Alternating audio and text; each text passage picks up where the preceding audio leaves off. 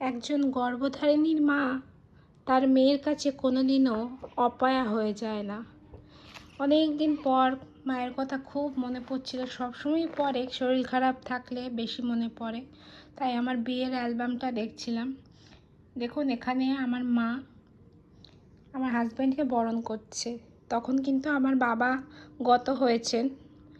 তো আমার কয়েকজন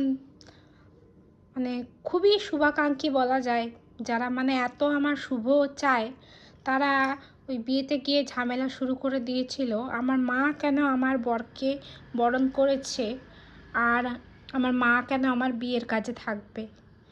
তো যে মা এত কষ্ট করে আমাকে পৃথিবীর আলো দেখিয়েছে, যে আমার বাবা চলে যাওয়ার পর আমাকে বুকে আগলে রেখেছে, তার বাবা চলে যাওয়াতে সেই মা কখনো সেই সন্তানের কাছে অপয়া হয়ে যায়? আপনারাই বলুন তো।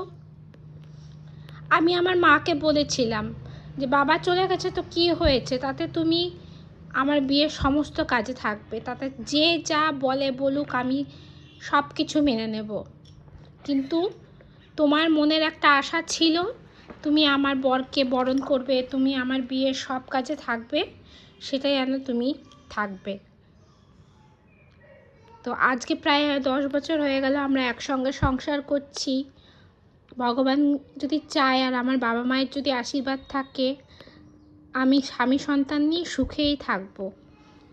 আর যারা আমাকে নিয়ে বাজে বাজে মন্তব্য করেছিলেন, হ্যাঁ, আমার মা আজকে এই পৃথিবীতে নেই, কিন্তু তার মেয়ে সুখে আছে, শান্তিতে আছে, সেটা সে দেখে হয়তো বা আনন্দ পাচ্ছে।